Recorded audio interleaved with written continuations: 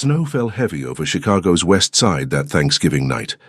The streets were empty, except for the blinking lights of establishments that stayed open for the lonely, the forgotten, those with no family to return to. Yeo Tai-sung stood at the window of his third-floor office, watching the city below.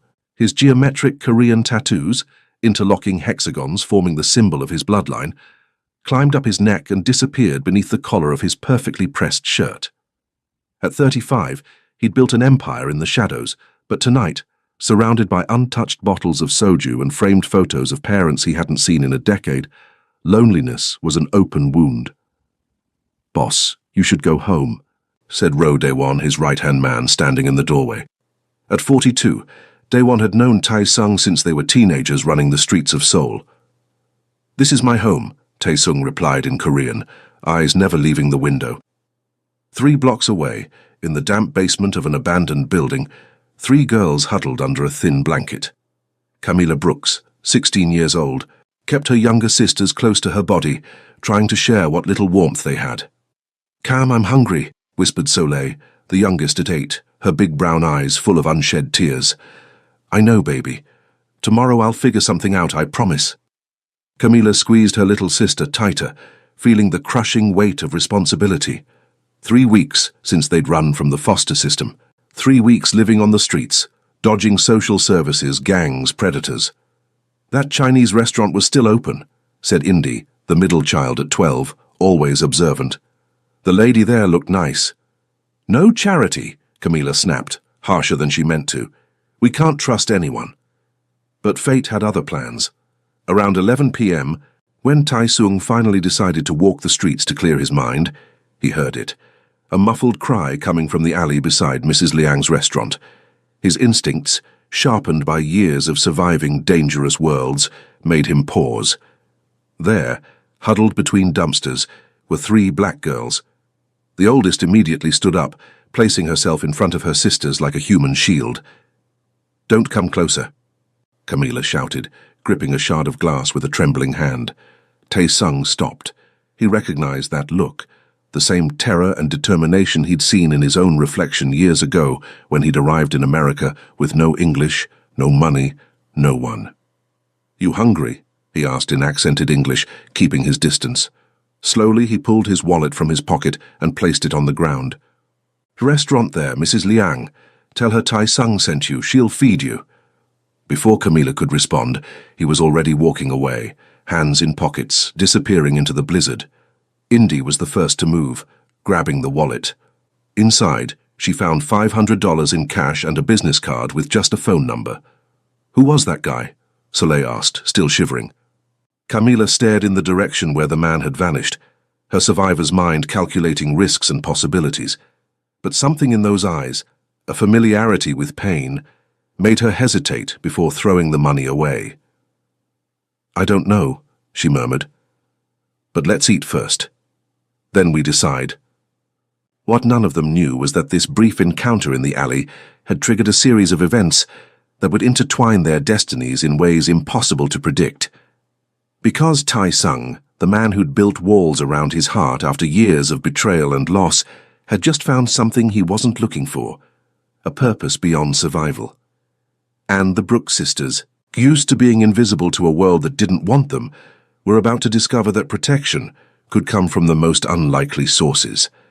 Their story was just beginning. Mrs. Liang didn't ask questions when the 3 girls walked into her restaurant at 11:30 p.m., soaked with snow and clutching Tai-sung's card.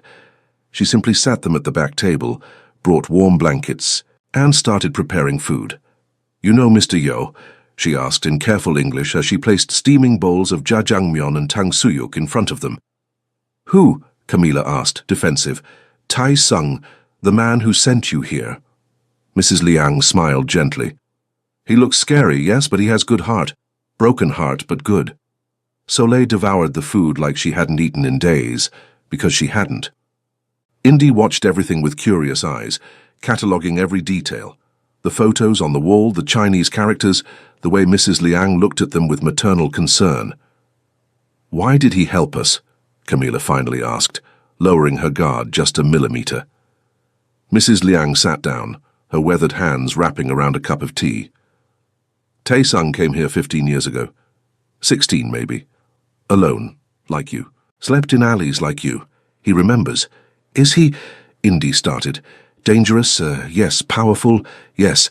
But also lost. Mrs. Liang sighed. Some of us build empires to forget we have no home. Camila processed this while helping Soleil wipe sauce from her chin. She knew that kind of loneliness, the kind that comes not from being alone, but from never having roots. Where do you sleep? Mrs. Liang asked gently. We have a place, Camila lied quickly. Mrs. Liang didn't believe her but didn't push. Bathroom in back, hot water, clean clothes in closet, leftover donations. Use what you need. After they'd washed up and changed clothes, Mrs. Liang waited until they were ready to leave. Take this, she said, handing over a bag of packaged food. And this, an address scribbled on paper. Empty apartment above laundromat. Owner owes me favor, 1 week free after that. We see. Camilla felt tears burn her eyes. Why? Why are you doing this? Because someone did it for me once. Because Tae-sung did it for me once. Mrs. Liang touched Camila's face gently. And because 3 girls alone in Chicago in winter. This is not right. World is cruel enough already.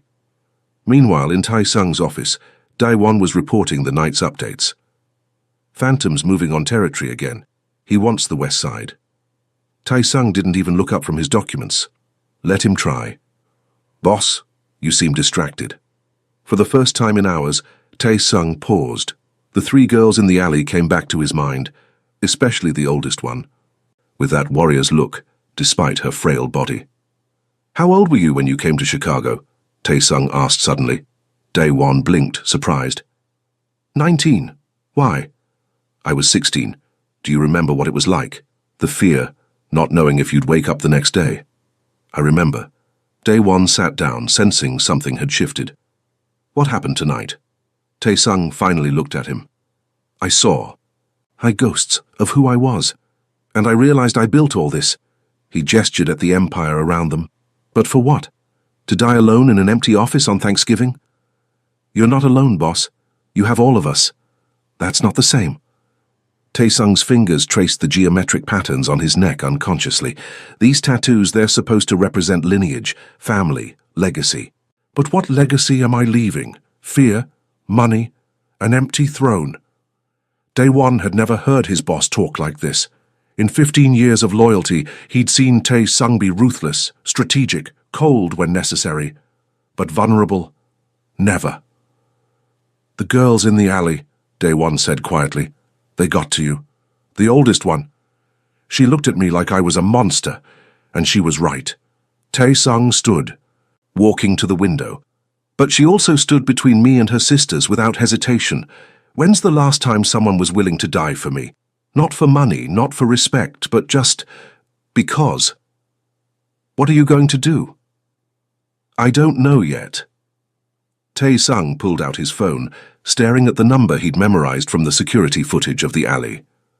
But I'm tired of being alone, Daewon. I'm tired of survival being the only thing that matters. The apartment above the laundromat was small but warm. For the first time in 3 weeks, the Brooks sisters slept in actual beds with clean sheets and locked doors. Camila lay awake, listening to her sister's breathing. Indy had fallen asleep clutching the business card, fascinated by the mystery of the tattooed stranger. Soleil slept with a full stomach for the first time in days, a small smile on her face. But Camila couldn't rest. Years in the system had taught her that kindness always came with a price. Men who gave money wanted something back, always. She pulled out her sketchbook, the one thing she'd managed to keep through all the chaos, and began to draw. The stranger's face emerged on the page. Sharp angles, distant eyes, tattoos that looked like sacred geometry. But she also drew something else she'd seen in that brief moment, a recognition, a shared pain. "Who are you?" she whispered to the drawing. A knock on the door made her freeze. At 2 a.m., nothing good came knocking. She grabbed the kitchen knife Mrs. Liang had left in the drawer and approached the door carefully. "Who is it?" "Detective Everett Kane, Chicago PD. I'm looking for 3 minor runaways." Camila's blood ran cold. She looked back at her sleeping sisters and made a decision in half a second. She opened the door just a crack, standing in the gap so he couldn't see inside. "Wrong apartment," she said. Detective Kane was a tall black man in his late 30s with kind eyes that had seen too much. He didn't look like he believed her, but he also didn't look like he wanted to push. "Look, kid, I know you're in there. Mrs. Liang already called it in, not to report you, but to make sure you were safe." He held up his hands, showing he meant no harm. "I'm not here to drag you back to the system. I just need to know you're okay."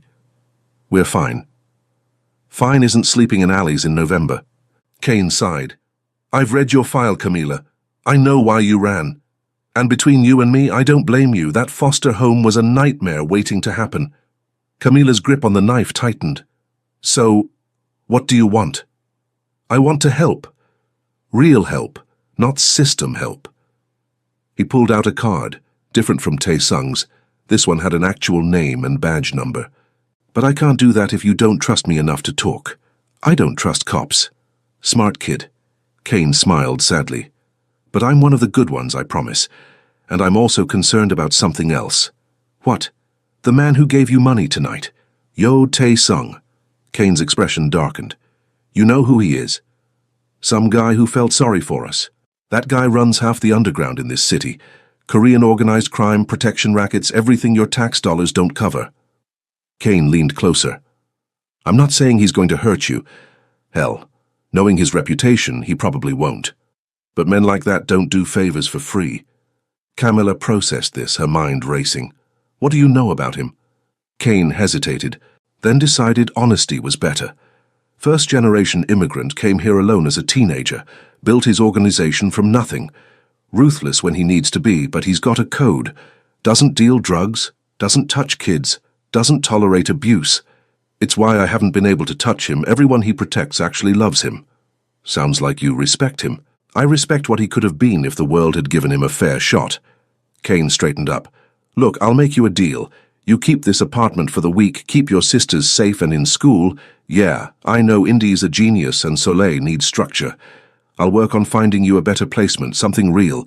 But if Tae-sung comes around again, you call me. Not because he's dangerous, but because I need to know what he wants. And if I don't, then I'll have to do my job and report 3 minors living alone." Kane's voice was gentle but firm. "I don't want to do that, Camila, but I will, if I think you're in danger." After he left, Camila locked the door and leaned against it, heart pounding. 2 powerful men interested in them in one night, a detective and a crime boss. And somehow she'd have to navigate both to keep her sisters safe. She looked at her sketchbook again, at the drawing of Tae-sung. Mrs. Liang had said he had a good heart. Detective Kane had said he had a code. But Camilla had learned the hard way that men with power, good intentions or not, were still dangerous. The question was, which danger was worth the risk? The next morning, Indy woke up to find Camila hadn't slept at all. Her older sister sat at the small kitchen table, surrounded by sketches and that business card, looking like she'd aged 5 years overnight. "Cam?" Indy approached carefully. At 12, she'd learned to read her sister's moods like weather patterns. "What happened?"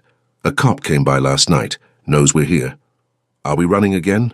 Fear crept into Indy's voice. "I don't know yet." Camila rubbed her eyes. "He says he wants to help, but you don't trust him." "I don't trust anyone." Camila looked at the card again. "Except maybe. I don't know. This whole thing feels wrong." Indy picked up one of the sketches, the one of Tae-sung. Her sister had drawn him multiple times during the night, each version revealing something different. In one he looked like a monster, in another he looked haunted, in the most recent one he looked almost protective. "What if he's like us?" Indy asked quietly. "What do you mean?" "Someone who had to become scary to survive. Someone who built armor because the world kept hurting them." Indy traced the geometric tattoos in the drawing. "These patterns, they're traditional Korean, right? I read about them once. They're supposed to protect the wearer like spiritual shields." Camila looked at her sister with amazement. Indy devoured books like other kids devoured candy, absorbing everything. "Where did you read that?" "Library before we ran." There was this book about Asian cultural tattoos. Indy's eyes lit up with that familiar hunger for knowledge. Different cultures use geometry differently. Korean patterns are about balance and protection. They're not meant to scare people. They're meant to guard the person wearing them. You think his tattoos mean he's trying to protect himself, or protect something he lost? Indy sat down next to Camila. Maybe he saw us and remembered when he needed protecting too. Before Camila could respond, Soleil emerged from the bedroom, rubbing sleep from her eyes. "Is there breakfast?" "Yeah, baby. Mrs. Liang left us some stuff." Camila pushed her paranoia aside to focus on her sisters. "Come on, let's eat." As they ate rice and banchan from Mrs. Liang's care package, Camila made a decision. "Indy, you're going to do something for me today." "What?" "Research. Find out everything you can about Yo Tae-sung. Not the scary crime stuff, the human stuff. Where he came from, why he came here, what drives him." Camila pulled out the $20 Mrs. Liang had also left. "Library's 2 blocks away. You're good at being invisible. And you? I'm going to talk to Mrs. Liang. Get answers." Camila looked at Soleil. "And you're staying here, locked in, don't open the door for anyone?" "Not even the nice man from last night?" Camila and Indy both froze. "What nice man?" Camila asked carefully. "The one who left the bag." Soleil pointed to a paper bag sitting by the door that definitely hadn't been there when the detective left. Camila approached it like it might explode. Inside, 3 winter coats exactly the right sizes, a box of hot breakfast sandwiches still warm, an envelope with a single sentence in precise handwriting. "Nobody should be cold on Thanksgiving weekend. Tea. No demands, no strings, just kindness." Indy picked up one of the coats, a purple puffer that fit her perfectly. "He came back while we were sleeping?" "And he knew our sizes." Camila's mind raced. How did he know our sizes? "Maybe he's really good at observing people," Indy suggested. "Like you are with art, he's probably good with details." Camila wanted to be suspicious, to reject the gifts, to protect her sisters from whatever trap this might be. But she also saw Soleil's face light up when she tried on the pink coat, saw how it actually fit, how warm it looked. "We keep them," Camila decided. "But I'm definitely talking to Mrs. Liang now." Mrs. Liang was preparing lunch when Camila arrived at the restaurant. The old woman looked up and smiled like she'd been expecting her. "Sit," Mrs. Liang commanded gently, already preparing tea. "You have questions." "Why is he doing this?" Camila got straight to the point. "What does he want from us?" "Nothing. Nobody helps for nothing." Mrs. Liang poured tea with practiced precision. "You're right, usually. But Tae-sung is—" She paused, searching for words. "He's different, broken in specific way. I don't understand. When Tae-sung came here, he was barely older than you. 16, maybe 17.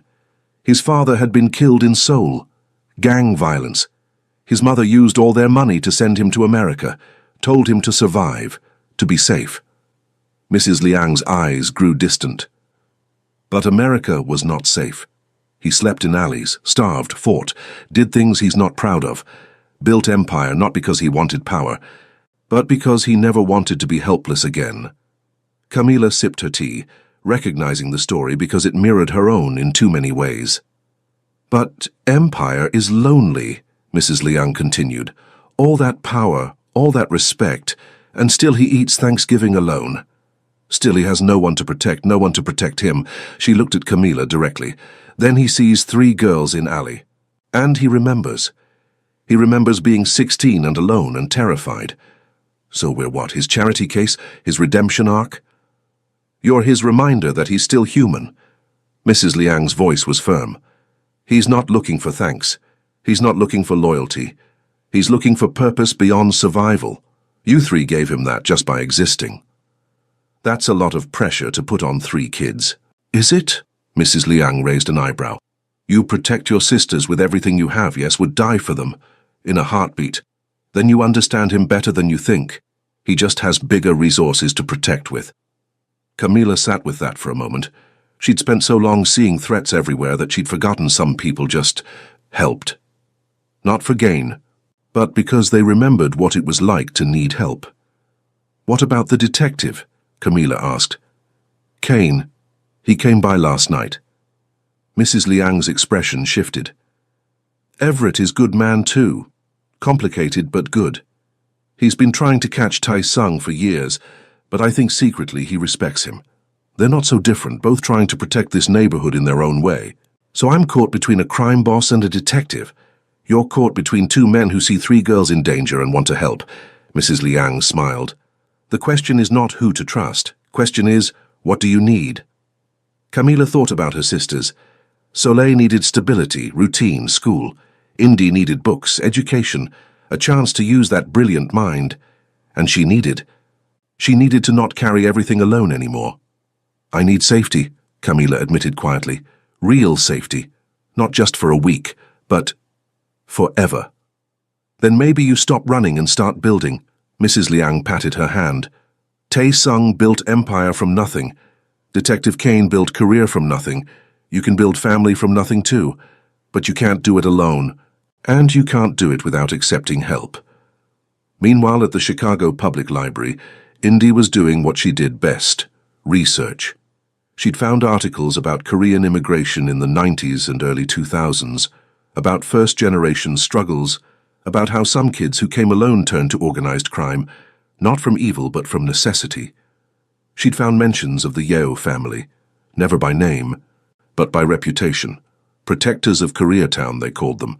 The ones you went to when the police wouldn't help, when landlords threatened, when violence came knocking. But she'd also found something else, a grainy newspaper photo from 12 years ago. A young Tai Sung, maybe 23, standing outside a burning building with a child in his arms.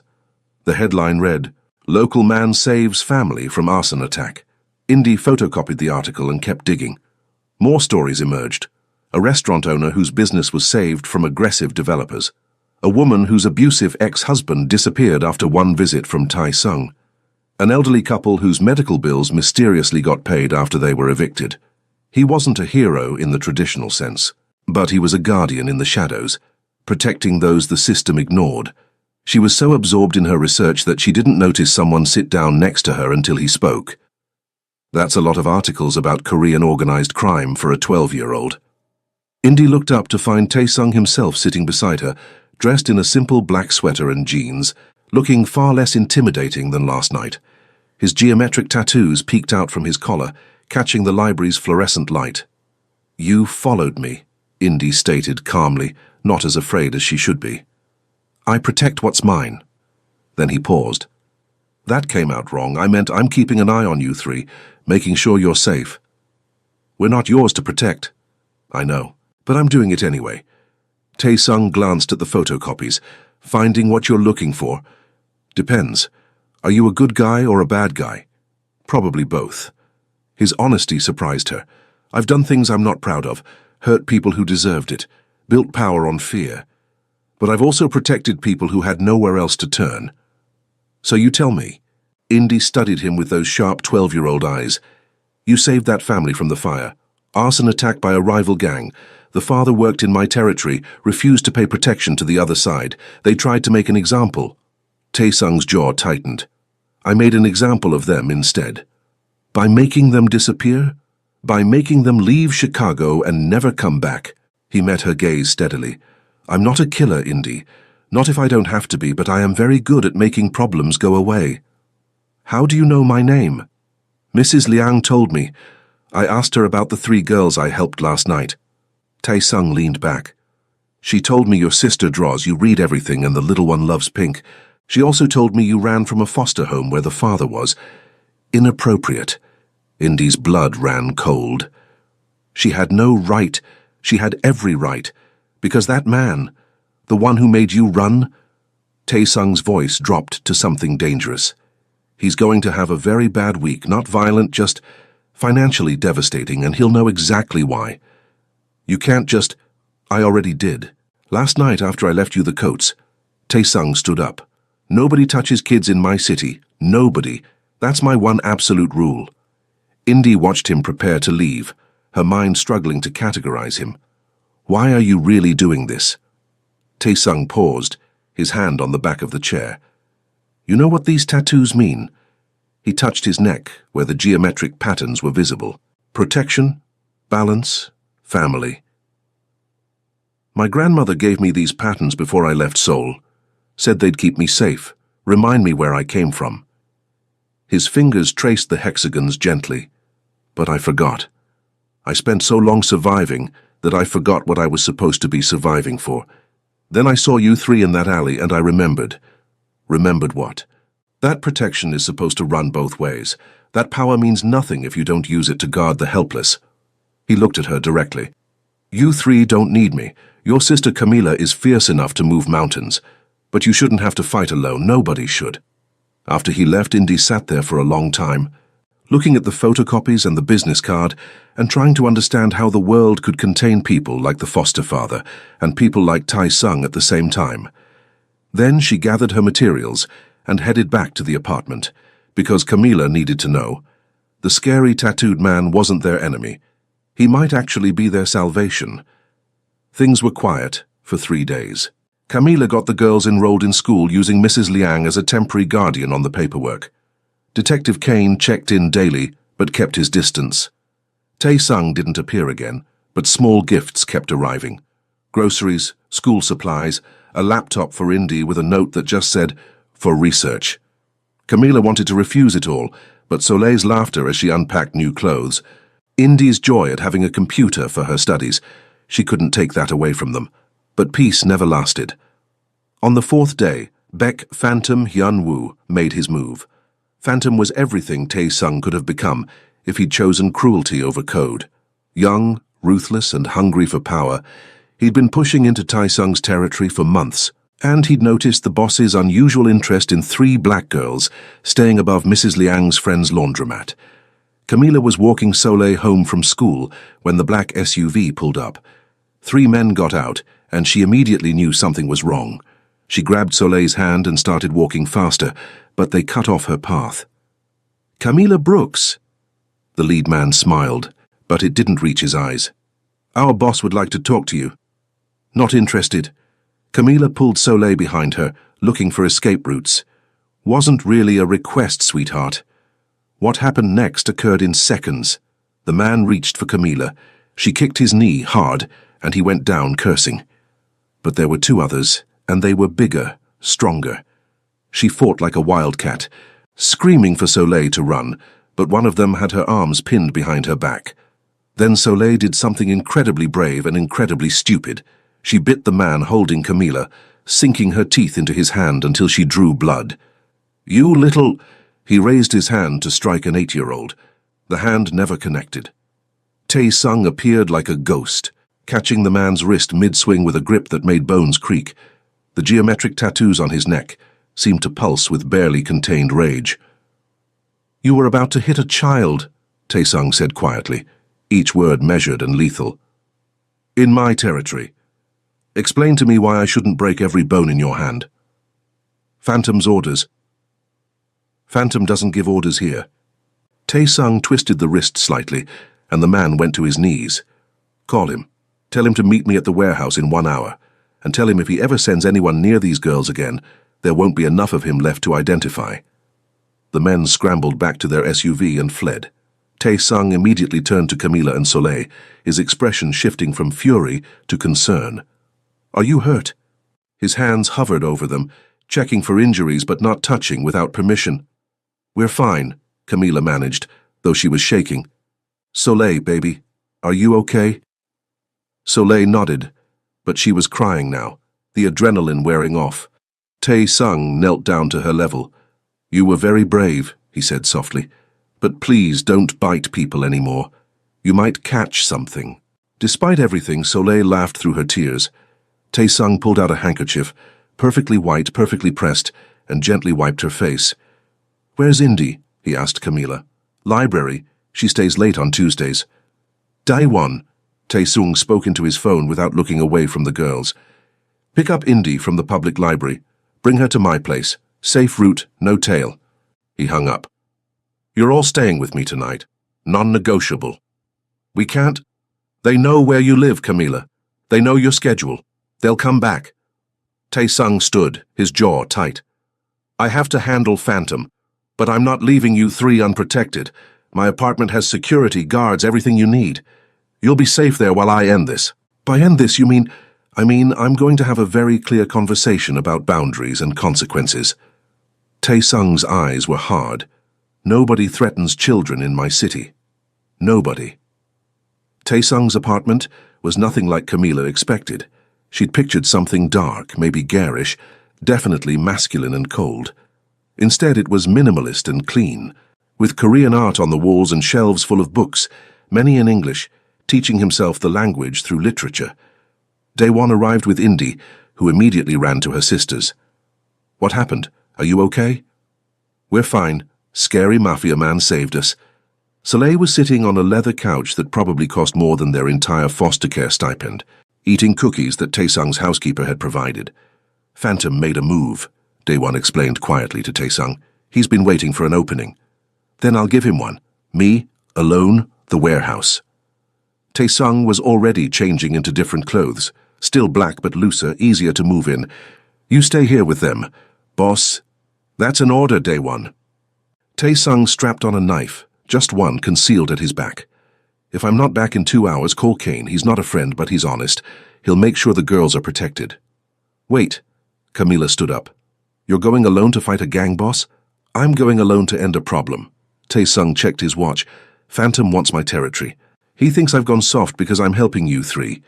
I need to remind him why everyone calls me the Silent Guardian. That's a terrible superhero name, Indy muttered, earning a surprised laugh from Tae-sung. You're right, but it's accurate. He moved toward the door, then paused. Camilla, there's art supplies in the second bedroom if you want to draw. Indy, the laptop's connected to my library account. Download whatever you want. Soleil. He thought for a moment, then went to a closet and pulled out a stuffed tiger, still in packaging. I was saving this for... well, I don't know, but it's yours now. You bought a stuffed animal and just... kept it? Camilla asked, something softening in her chest. I buy a lot of things I don't need, hoping someday I'd have someone to give them to. Tae-sung smiled sadly. Stay safe, I'll be back soon. After he left, the three sisters sat in stunned silence in an apartment worth more than they'd seen in their entire lives, protected by a man they'd met 4 days ago, waiting for him to maybe die protecting them. This is insane, Camilla finally said. This is family, Indy corrected quietly. Weird, chosen, possibly illegal family, but family. Daewon, sitting by the window with a gun casually visible in his shoulder holster, smiled. You three have no idea what you've done to him. I've known Boss for 15 years, never seen him care about anything except survival. Then you show up, and suddenly he's buying stuffed animals and threatening gang bosses over an 8-year-old. Is he going to be okay? Soleil asked, clutching her new tiger. Boss? He's survived worse, much worse. But even Daewon looked worried. Phantom's young and ambitious, dangerous combination. The 2 hours that followed were the longest of Camilla's life. She tried to draw but couldn't focus. Indy read the same page 15 times. Soleil fell asleep with the tiger, exhausted from fear and adrenaline. Then Tae-sung's phone, the one he'd left on the counter, buzzed with a text from an unknown number. Your boss is bleeding out in the warehouse. Come alone if you want him to see morning. P. Daewon saw it the same time Camilla did. His face went white. It's a trap. Then call Kane, Camilla urged, and admit boss lost a fight. That shows weakness to every territory boss in the city. Daewon was already grabbing his coat. I have to go. You can't leave us here alone. I can't let him die. They were still arguing when the apartment door opened. Tae-sung walked in, blood on his shirt, a cut above his eye, but very much alive. Behind him, being dragged by 2 of Tae-sung's men, was Phantom, beaten, humiliated, but also alive. Sorry I'm late, Tae-sung said calmly, as if he wasn't bleeding. Had to have a longer conversation than expected. Boss, the text, Daewon started, was from Phantom's phone sent by one of his idiots who thought I was down. Tae-sung dropped into a chair with a wince. I wasn't. Camilla was already moving, grabbing first aid supplies she'd spotted earlier in the bathroom. Sit still, she ordered, her hands surprisingly steady as she cleaned the cut above his eye. You've done this before, Tae-sung observed. Foster care teaches you a lot of skills. Camilla worked efficiently. Years of patching up her sisters after bullies or accidents making her movements confident. This needs stitches. I'll survive. You'll get an infection. She met his eyes. Why did you do that? Risk your life for us? Because nobody else would. Tae-sung winced as she applied antiseptic. And because you three reminded me what I was supposed to be protecting all along. Not territory. Not money. People. Family. We're not your family. Not yet. But you could be. He looked at all three girls, Indy watching with analytical eyes, Soleil sleeping with her tiger, Camilla's hands gentle despite her tough exterior. If you wanted. If you'd trust me. Trust is earned, Camilla said, applying a butterfly bandage since he refused proper stitches. Then let me earn it. Tae-sung caught her hand gently. I know you've been hurt. I know the system failed you, but I'm not the system. I'm just a man who was alone for too long and found three girls who deserve better than alleys and fear. What are you offering? Protection. Real protection. School for all three of you. A home that's actually safe. And when you turn 18, Camilla, if you still want to leave, I'll help you. But until then, let me do what I couldn't do for myself. Give you a chance. Camilla looked at her sisters. Indy nodded slightly. Soleil, even in sleep, clutched that tiger like it was precious. One condition, Camilla said finally. Name it. You teach me to fight. Really fight. So next time I can protect them too. Tae-sung smiled, a real smile that transformed his face. Deal. 6 months later, Camilla sat in the window of what was now officially their home. Not Tae-sung's apartment, but a brownstone he'd bought 3 blocks from Mrs. Liang's restaurant. Close enough for community, far enough for independence. She was sketching Soleil, who was doing homework at the kitchen table, her hair in neat braids that Tae-sung had surprisingly learned to do from YouTube videos. Indy was on the couch with her laptop, already taking online college courses, despite being only 12, because Tae-sung believed in feeding curious minds. The brownstone was theirs legally now. Tae-sung had worked with Detective Kane, an alliance that surprised everyone, to navigate the foster system. Kane had found loopholes, Tae-sung had paid lawyers, and Mrs. Liang had provided character witnesses. The result? Legal guardianship, with Tae-sung as their official guardian, until Camilla turned 18. It wasn't perfect. Social workers still checked in monthly. The community gossiped about the crime boss raising 3 black girls.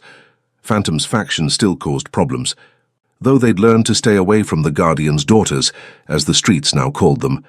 But it was real. It was safe. It was home. Tae-sung came through the door at 6 p.m. sharp, as he did every day now. His business had shifted. Less shadowy deals, more legitimate protection services, community investment. He was slowly transitioning from crime boss to community guardian, and while it meant less power, it meant sleeping better at night. How was school? He asked, setting down bags of groceries. He'd learned to cook Korean food, then soul food, then a bizarre fusion that somehow worked. Boring, Soleil reported. But I got an A on my math test. Of course you did, you're brilliant. Tae-sung ruffled her hair, then looked at Indy. And you? Finished that essay on quantum mechanics? Sent it to the professor an hour ago. She said I have grad student level analysis. Indy beamed. Naturally. He turned to Camilla. And you? Art show coming up? Next month. I'm nervous. Camilla had been accepted to a prestigious arts high school, something she'd never dreamed possible. Her work was being featured in a student exhibition, pieces that told stories of survival, family, and unexpected guardians. Don't be. You're extraordinary. Tae-sung started unpacking groceries, comfortable in the domestic routine. Oh, Mrs. Liang wants us for dinner Sunday. She's making galbi. Can we go? Soleil asked eagerly. Like I'd say no to Mrs. Liang. Tae-sung smiled. She'd hunt me down. Later that night, after Soleil was asleep and Indy was absorbed in research, Camilla joined Tae-sung on the roof garden he'd built. The geometric patterns of his tattoos were visible in the moonlight, and she'd brought her sketchbook. Can I draw them? She asked. Your tattoos for my show. Why? Because they tell a story. Protection, survival, family. She sat down next to him. They're not scary anymore, they're beautiful. Tae-sung was quiet for a moment. You've changed my life, you know, all three of you. You saved ours. We saved each other. He looked at the city spread below them. I was dying, Camila. Maybe not physically, but inside. Building an empire with no one to share it with. Protecting territory with no one to come home to. You three gave me purpose. We gave you chaos, Camila corrected with a smile. Best kind of chaos. He turned to her. Thank you for trusting me, for staying, for teaching me what family actually means. Camila began to sketch, her pencil capturing the intricate geometries of his tattoos, the patterns that had protected him through darkness and now represented something new. Chosen family, deliberate love, the family you build from broken pieces. You know what's funny? She said as she drew. That first night I thought you were a monster, but you were just lonely like us. We were all lost, Tae-sung agreed, but we found each other. Below, in the brownstone, Indy looked up from her laptop and smiled at Soleil's peaceful, sleeping face. Detective Kane drove by on patrol and saw the lights on, nodding with satisfaction. This was one case with a happy ending. Mrs. Liang, 3 blocks away, said a prayer of thanks for broken people finding wholeness together. And in the studio apartment across the street, a young photographer captured a moment. 3 black girls and their Korean guardian, silhouetted against the Chicago skyline, geometric tattoos, and found family creating new patterns of protection, new definitions of home. The Korean Mafia boss was alone no more. 3 black girls had changed his destiny, and he had changed theirs.